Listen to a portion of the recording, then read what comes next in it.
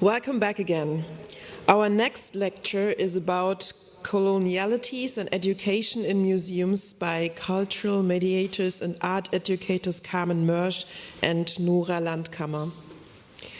Against the self-conception of museum educators, against their typically marginal positions within institutional hierarchies and the precarity of their working conditions, they will theorize museum education as a field of practice that is invested with power, the power and potential violence of bringing about performatively with visitors to museum a narrative of its colonial history and present and subject positions in relation to coloniality. Carmen Mörsch is an artist, cultural scientist, and art educator. She was the director of the Institute for Art Education at the Zurich University of the Arts from 2008 to 2019 and has been a professor of art didactics at the Mainz University of Arts since 2019. Mörsch has been working on projects at the intersection of culture, education, and research. In her research and teaching, she is particularly dedicated to concepts and practices of art education from a queer, feminist, post-colonial, and discrimination-critical perspective. Nora Landkammer is an art educator and researcher in this field with a focus on the critique of racism and colonialism in education and cultural institutions. She worked in mediation in various cultural institutions and education and cultural institutions, and was deputy director of the Institute for Art Education at the Zurich University of the Arts until 2019. Her dissertation examined mediation in ethnological museums in a decolonizing perspective. In the project Traces, Transmitting Contentious Cultural Heritages with the Arts 2016 to 2019, she worked on the mediation of conflictual cultural heritage. Currently, she's a substitute professor for art education at the Academy of Fine Arts. She's active in the collective EAR-Net, as well as in the international network Another Roadmap for Arts Education. We are happy to welcome you here, Carmen in person and Nora digitally from Vienna, and we start with Vienna. Thank you. Yeah, thank you very much to the conveners and to all the speakers and artists for all the learning that I could already experience yesterday and today. As Mahret Kupka already introduced, Carmen, Mörsch and I are art educators.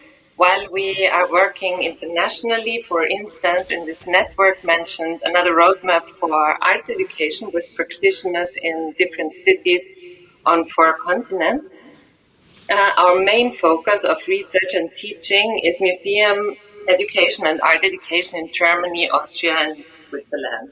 This is the field where we situate ourselves as critical white practitioners and researchers. In my contribution, I will first focus on education departments of ethnographic museums, and then Carmen will briefly sketch outlines for a curriculum to train future and present art educators in critical diversity literacy. Museum education is an area that is paradoxically both marginal and highly powerful. As Mahret Kupka already said in her introduction, for me it's interesting to look at it as a field invested with power, although it is often in terms of precarious working conditions and low pay, marginal in the institution. Because it is educators who directly interact with visitors. Through their narratives and their programs, they formatively shape which version of the museum and of the world, which museums with names such as World Culture Museum or World Museum claim to represent, visitors take away with them. So regarding coloniality, education programs are instrumental to whether visitors continue to learn a colonial gaze on the world or that they continue to be the object of such a gaze, or whether they learn to question it.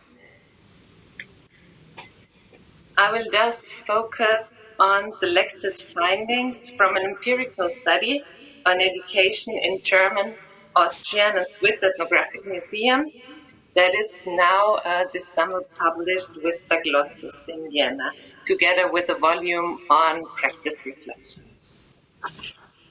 The study followed the question, how does the area of education and learning deal with colonial legacies? Where would there be points of departure to make the museum a space for unlearning coloniality?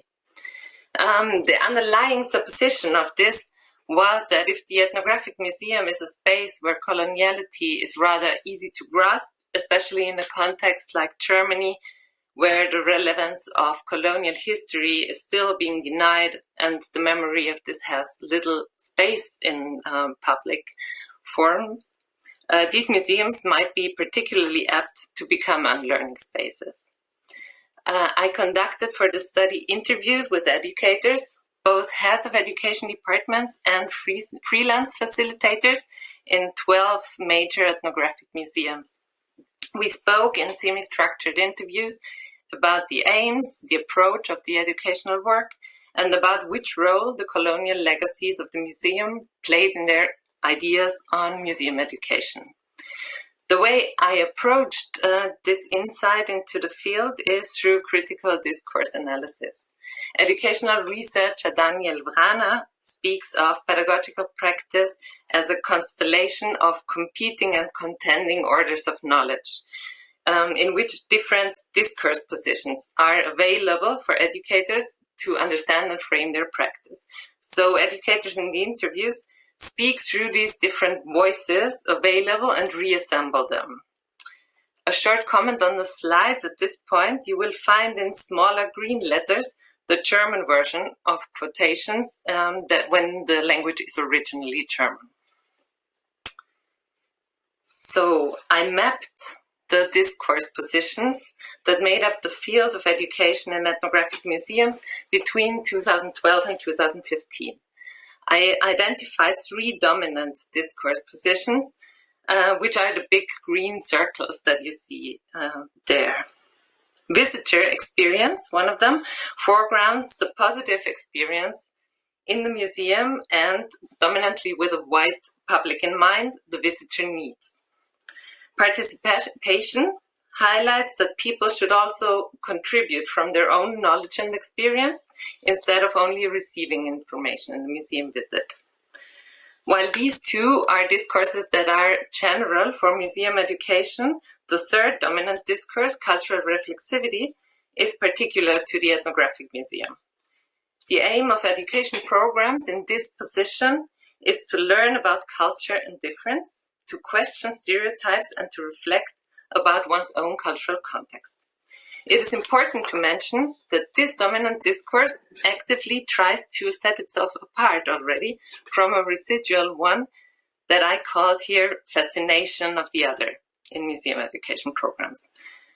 Among the other discourses that you see around, there is also an emergent discourse position that I called confronting colonial legacies. This discourse position comes to the fore, for example, in statements like this one by an educator who says, the museum also has its history in a kind of human zoo, right? So basically you're showing the riches that were brought back from the colonies. And I just asked myself how a museum can come to terms with something like that, a history like that, or how we can deal with that responsibly in the future. But it is an emerging position and seldom contains defined methods. Indeed, this discourse confronting colonial legacies is connected to a particular mode of enunciation, which is questioning, interrupting oneself, and speaking about and through contradictions and double binds.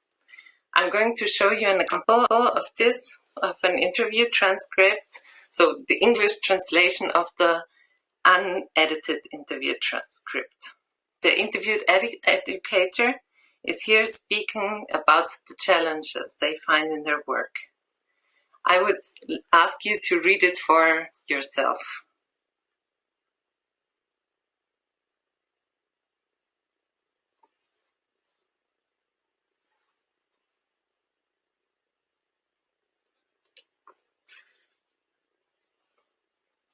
It continues on the next slide, please.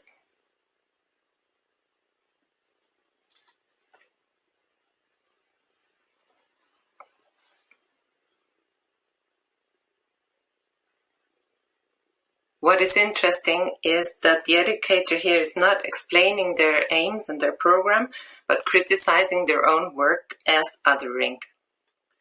Each version of the problem the speaker formulates is once again interrupted because already the words become problematic in the mouth as they are spoken.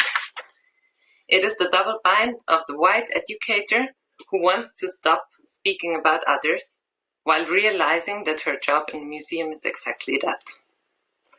This interrupting oneself is structurally connected with post-colonial critique itself.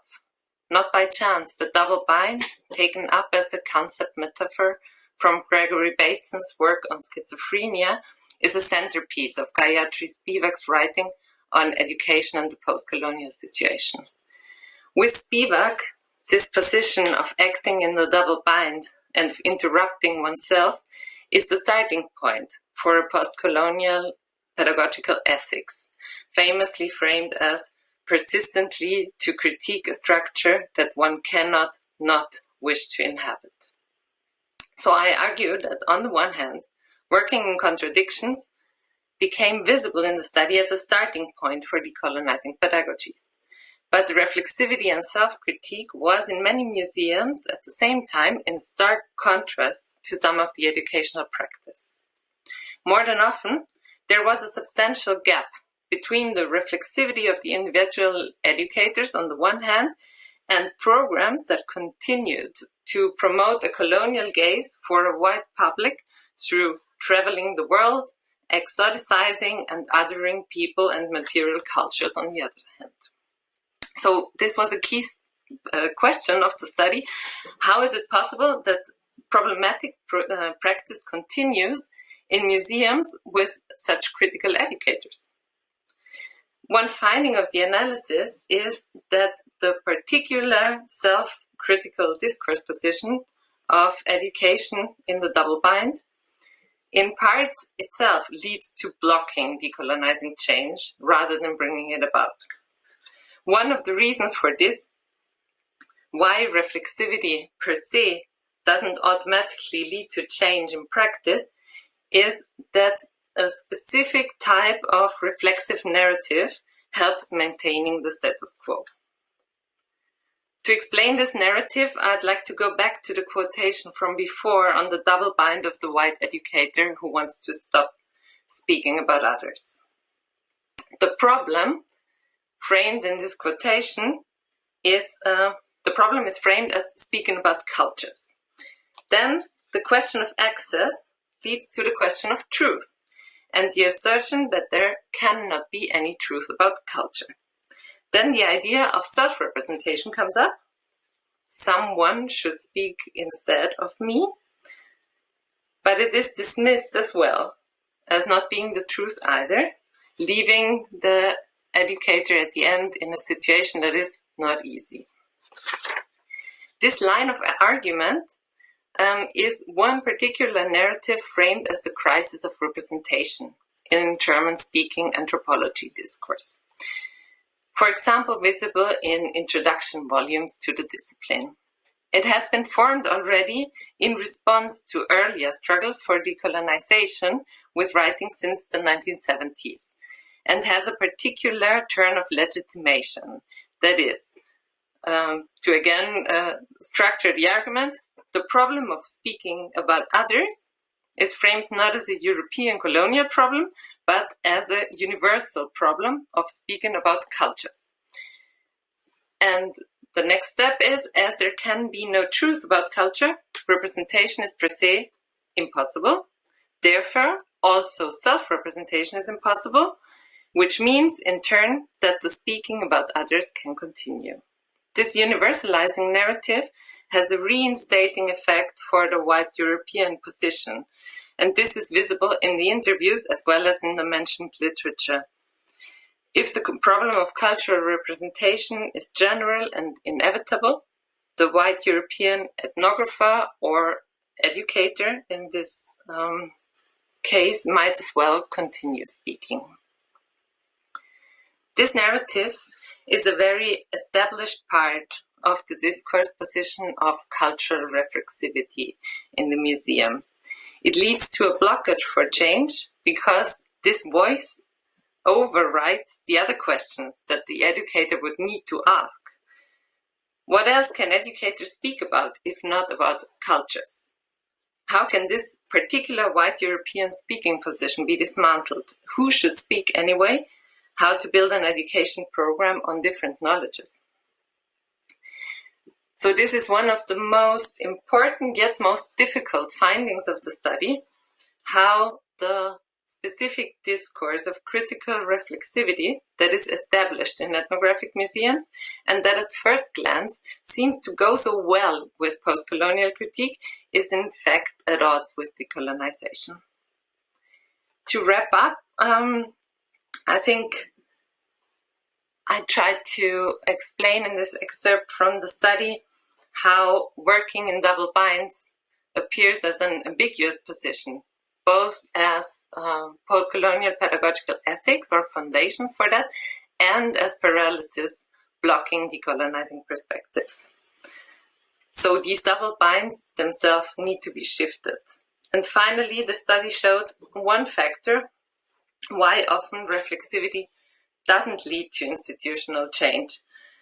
The reflexivity remains on an individual level and rather leads to a paralysis of self-questioning instead of changes which would need to happen on a structural level in a critical diversity approach in recruiting for the education team, as well as on the level of programs, of collaborations, on methods.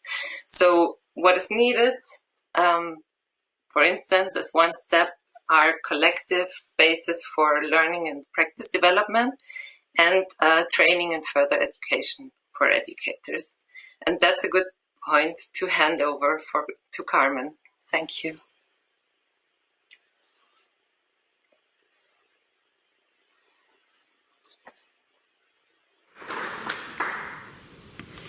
Hi, so I'm allowed to put my own PowerPoint forward. It's not working yet, though. I don't see it.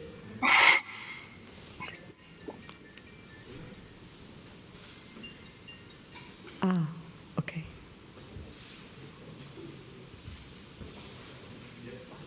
Jetzt? No?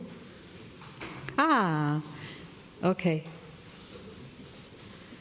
So, before I continue, Nora, in my presentation, I would also like to thank everybody for making space for the perspectives of art educators, of museum and gallery educators, and for having us here. It's a big honor to speak in this context. And yes, thank you to everybody. So, how to reach the goals from Nora's conclusion, through education, through training. So together with many other colleagues, one of them is here, Nguyen is one of the people who works with me on a curriculum for art educators to acquire what we call critical diversity literacy. I have been working on that together with many people because I think there is a momentum and there is a movement in education and especially in arts education in Germany since 2017, and the curriculum is scheduled to be published in winter 2021-22, so like in about 6 months, knock on wood. The concept for critical diversity literacy was developed about a decade ago by South African white scholar, Melissa Steen, whose research has been focusing on critical whiteness since post-apartheid. And she is referencing a black US-American scholar and filmmaker Franz Winden-Twine's concept of racial literacy and builds on that, expanding it in an intersectional way. Steen defines critical diversity literacy as a reading practice which perceives and responds to social climates and prevalent structures of oppression. And she defines indicators for critical diversity literacy. So when is somebody able to read the world in a critical diversity perspective? And I will translate the ones which I consider as key or most important into the field of art education. So first, it is about an understanding that social identities are learned and an outcome of social practices. And as one field-specific illustration, you see here a depiction of a private view of an art exhibition in Paris in the 19th century, where the term vernissage, which means opening or inauguration of an exhibition, which is used until today also in Germany for those events, stems from the fact that during the private view, which was only accessible for the social elites, artists were still varnishing their paintings. A second indicator for critical diversity literacy is a recognition of the symbolic and material value of hegemonic identities such as whiteness, masculinity, heterosexuality, able-bodiedness, middle-classness, etc.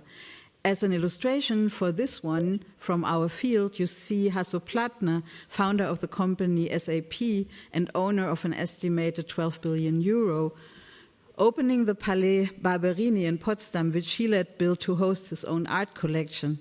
And you see the website of that place offering an education program. So that's my illustration for a recognition of the symbolic and material value of hegemonic identities. Thus, it needs an analytic skill at unpacking how these systems of privilege intersect, interlock, co-construct, and constitute each other. An indicator which is tightly linked to the concept of intersectionality as it was developed by American justice law scholar Kimberly Crenshaw. It also needs an ability to position oneself intersectionally in the social space, as has been done here in this example by Kübra Ural, when she was a first-year student in my art education class, situating herself intersectionally within the specific context of studying art education at Mainz Academy of Art at Johannes Gutenberg University. And intertwined with all of this is the development of a vocabulary that facilitates a discussion of forms of oppression and resistance, but also in the case of art education, about the development, it's about the development of a critical language specific for the professional field. For example, if an art educator puts decolonial art into their search engine because they are aching to prepare a class countering the Eurocentric canon, they get different results than if they put in African art, as many German art teachers would do in this occasion. And the latter leads to a mirroring of the Western gaze on the continent, and thus doesn't counter but reproduces Eurocentrism and not deconstructing it. Also intertwined is the ability to translate coded hegemonic practices, or as Dean puts it, being able to identify the encoding of privilege and prejudice requires that one unpacks or reads between the lines of official organizational language, which is usually carefully crafted to comply with organizational procedure and maintain its public image. You see here a photo of a final panel of a conference on museums, diversity and inclusion, organized by the German Association of Museum Education in 2017, and I think I do not have to explain why this is a hegemonic practice. Again, connected with the decoding of hegemony is the understanding of oppressive systems as a historical legacy and continuity in the present. And here I quote as an example my own historical research on art education, coloniality, and white middle class femininity. So, art educators, it is not accidental that Nora and myself are in the subject positions we are, because we are actually ourselves an example of the continuities of the power relations and the historical becoming of our working field as being very white, female, and middle class. And even if not all of us identify as female, I think that is still, we are still like living examples of that. So within the curriculum we are developing, these indicators of critical diversity literacy are each applied to 3 dimensions that are cutting across the field of art education. Canon, so what is the content of the work, which sources and protagonists are we referencing? Methods, how we are doing the work, and structures, what are the conditions, principles, and foundation of the works. And to structures, I would also link the structures of knowledge. And one concept that has been mobilized a lot in the last 2 days on this conference, like the epistemic foundations of what we are doing. And for a mini practicing in the spirit of this curriculum, I let you contemplate on this image, which stems from the website of the German Ministry of Culture from January 2021, which served as the anchor image for my area for art education. So please try and think about canon, methods, and structures through a critical diversity literacy lens.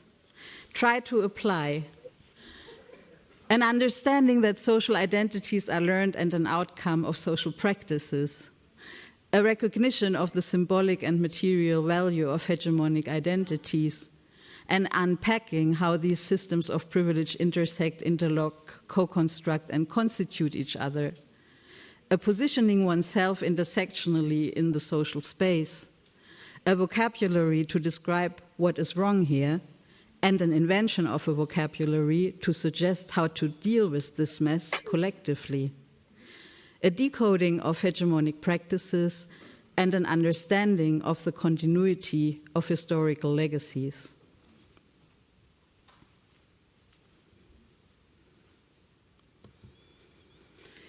This very quick exercise may have evoked in some of you another and the last indicator of critical diversity literacy, an engagement with issues of transformation of these oppressive systems towards deepening social justice in all levels of social organization.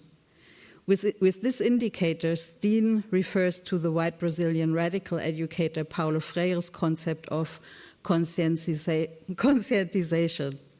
This concept has been under critical scrutiny, and I will come to this critique soon.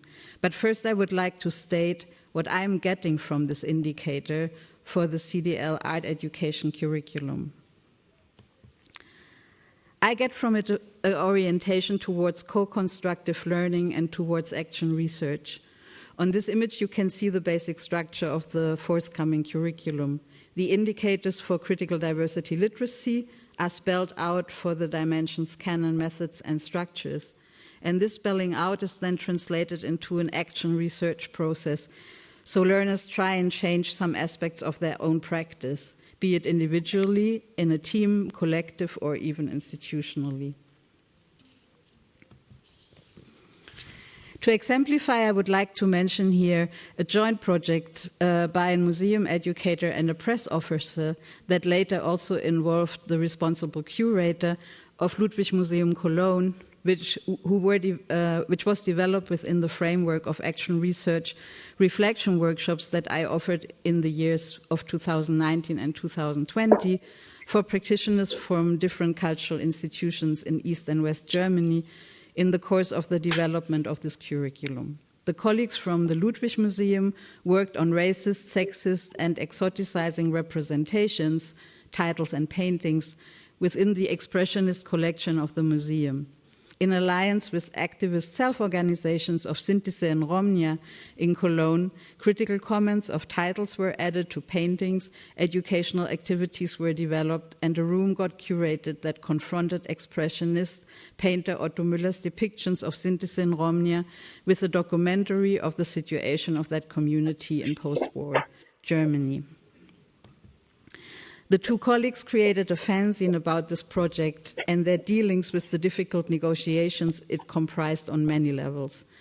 This fanzine is going to be part of the curriculum. It serves to pass through the knowledge gained from their experience to other art educators who are invested in the killjoy endeavor to intervene and interrupt the white supremacy culture of cultural institutions in this geopolitical region.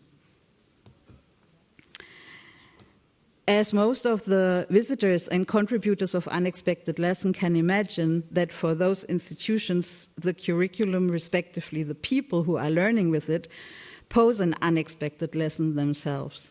It can be draining to pose an unexpected lesson, and it comes with a lot of contradictions and ambivalences. To conclude, I would like to come back to the critique of Paulo Freire's concept of conscientiation as it has been developed by Peruvian scholar Grimaldo Rengifo. Basically, he criticizes the unquestioned rooting of critical pedagogy in European Enlightenment. As that, it imposes this epistemology on the Andean people by emphasizing the value of cognitive reasoning and relegating the sensual and the affective as well as relatedness to a subordinate position. Another extremely relevant and valid set of objections come from the school of thought of Walter Benjamin and of Black studies, for example from Calvin Warren or Alexander Vehelier, which all reject the permanent evocation of a better future that forms the basis of most activism and definitely of any endeavor of critical pedagogy as a strategy to actually stabilize the dominant order, because it is always deferred to the future. Thus, I would like to end with a set of working principles that inform the curriculum and that try to tackle those indisputably justified critiques. So you see these principles, the working principles on my last slide. It is about recognizing the situatedness of knowledges and bodies and co-construct what Brian Arau and Christy Clemens call brave spaces in difference to safe spaces. It is a space where power relations are acknowledged openly and conflict is invited. It is about to acknowledge the impact of bodies and emotions in learning. It is about embracing collectivity, mainly also collaboration with activists, and reciprocity in that. It is about fostering preciseness and the embarrassability, meaning the ability to live through embarrassment, and an affinity for ambiguity. It is to opt for an abandonment of hope, as Julie Garland calls it, and seize enthusiasm, because enthusiasm of white female middle-class art educator is a part of the colonial legacy of power relations. And instead, it is about instead of constantly referring to a better future, it is about staying in the present, staying with the disturbance and the trouble. It is about deconstructing heroism and embracing subversivity, because the so-called better future, it started early. It started already in the 19th century, for example, within self-organized community museums, and it is happening all the time, but never on the homepage of your institution. And finally, it is about choosing your battles and cultivate radical self-care. Thank you.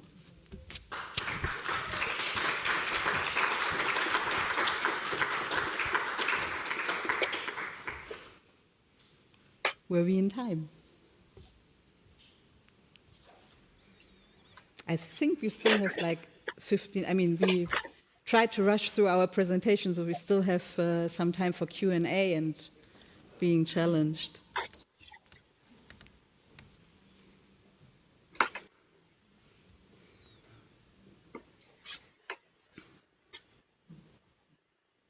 I think you can ask questions to Nora and to myself.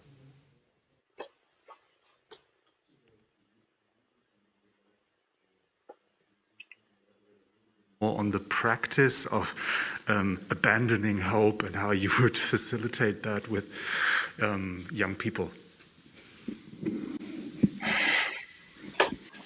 I'm not so sure if it is about facilitation or whether... yes, it is actually. I can actually... I can evoke a recent example. I was just coming from an MA which I taught in Valencia in Spain of art education.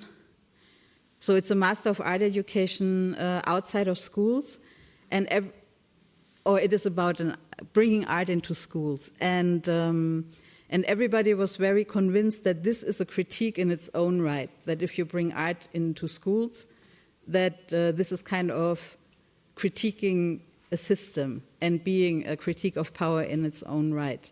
And everybody was really enthusiastic about it and was enthusiastic about making schools better. But nobody was actually reflecting, as far as I could, I mean, not nobody, that's maybe too absolute, but as far as I perceived, people really had a hard time to reflect on their own power position. And so it was my job as a critical diversity literacy educator to bring people back into the present and to what they actually embody as basically, with one exception, completely a group of white female middle-class art educators, and make clear to them that it is about it is not about projecting yourself heroically as a reformer of systems, of power systems, but it is about looking at your own place and trying to create conditions in every micro-practice. Most of the time, then, it is also about being not so active, but maybe slowing down, being silent, making space for other people, stepping back. So this is a recent example, I would say, yeah. To interrupt the rhetoric of hope and of you being the agent of bringing hope to better the lives of other people, yeah. It's maybe not the most convincing example, but it is my most recent one, because people seem to be so dependent on enthusiasm and self-congratulation that it was hard for them to imagine otherwise, what they could do otherwise, So I started even to talk, I use terms like soberness, which, I do not feel like I'm a very, Protestant person, opting for soberness, but in this case I needed to use the word, please stay sober, yeah.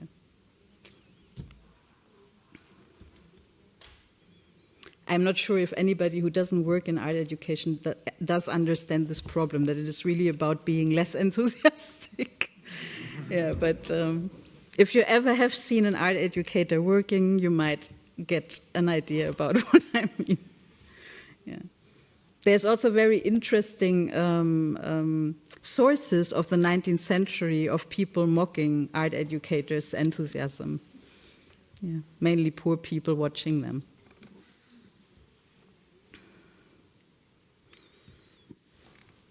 Any more questions, maybe also to Nora's very precise analysis of prevailing ethnographic museum educators' discourses? Also, just comments are very welcome.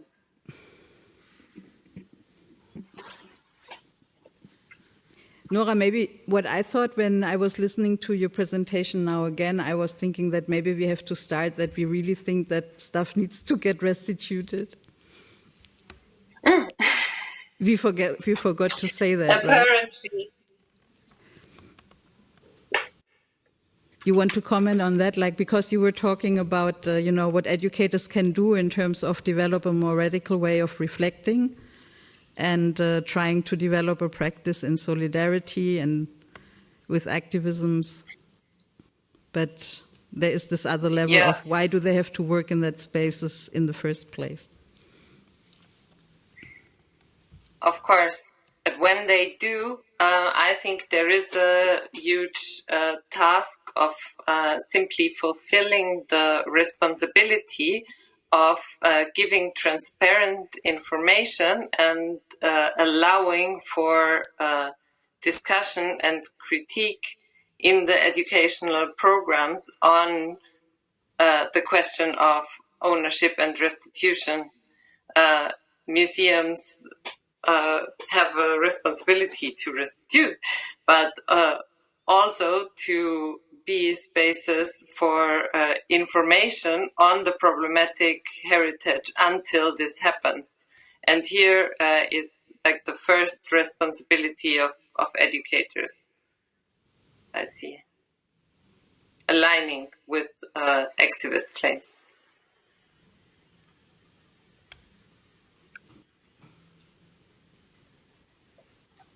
Good.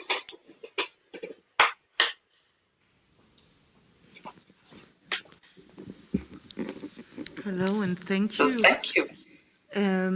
My question is about the ongoing processes for institutionalizing a museum agency. Are you aware of the processes by the Foreign Ministry in terms of building a international museum agency for corporations? Now, that agency just kicked off recently, but with an internal platform, like a museum academy exchange program between German and African, well, I think art, Museumsvermittler, KunstvermittlerInnen. So I just wanted to know the two of you, because you're preeminent researchers and writers. It was internal, so I didn't see the lineup. Were you involved, or have you been contacted? No? No? So that's a short answer. But that would be interesting, though, because I think this was the first module, and there are two others following, and I think really critical voices would be really necessary, to implement that. Okay.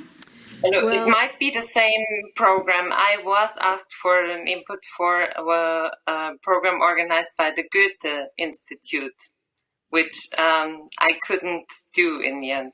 Right. Maybe that was the same program. I think there is a little bit of a competition between Goethe and then what the Foreign Ministry is now trying to do, but that was called Museum Lab, and there are two other modules coming up, so okay, I think it would be a really good idea for the two of you to be involved, and Susan Kamel is a good colleague of you, obviously, so I was just curious about what went down in the module, because it was not public, but you can't tell me either, so. Oh, I would love to, but I have to make a very kind of resentful statement.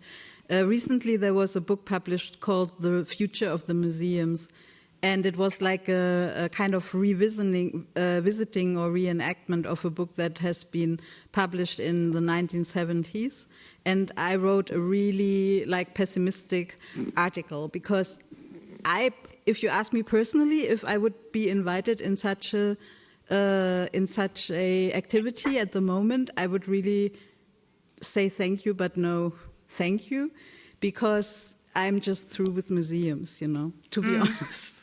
Therefore, I'm also calling it's a curriculum for art educators, because I personally, at the moment, I really have no hope for this type of institution.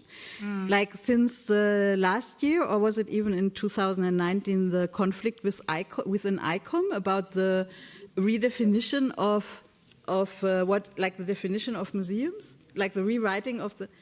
Come on, I mean, the words which were rejected as being too ideological, they are words which have been in themselves, being hegemonized for the last 40 years and have been undergone again themselves a critical scrutiny, and still the ICOM is too conservative to embrace those concepts, It's like it is, yesterday there was, I quote from yesterday's last panel, Germany is 100 years behind. But I think that museums have been fighting over the same shit since their first inception. It's like it hasn't changed. So I think this is what Walter Benjamin meant when he was talking at the Times about the Social Democrats being the biggest enemy of the workers' movement, because they always postpone everything into a brighter future, you know, and like this thought which also resonates within black pessimism. And I really think for the museums, they are the best example for that. So I'm just not ready to work in another working group about the bright future of future museums. It's just, I can't do it, you know. I rather prefer to focus on schools, because, I don't know, their violence is kind of more open, you know. It's like, it's more transparent, so you know how to fight the enemy, you know, to kind of make interventions seems to be much easier than in this kind of Gummizelle of Ecom or any kind of museum activity. Sorry, but I had to let that out. I'm always good for an honest word, yes. Carmen. Yeah, I just can't have them anymore. Yeah, but I think maybe Nora has a more optimistic view on that. It's like, I'm just not ready for museum reform anymore. Yeah, but the good thing is, like, for us educators, you know, there's other fields we can engage with as well. Sorry, I have to say, I still think that, like, focusing on the ethnographic museums in Europe, they will not go away. So they will not be dismantled. And as long as they are there, they will offer programs. And the point that I still see that makes sense is to engage that these programs are less violent, and there I see a possibility for museums rather being memorials or monuments that can help unlearning processes. I do still think that is a possibility.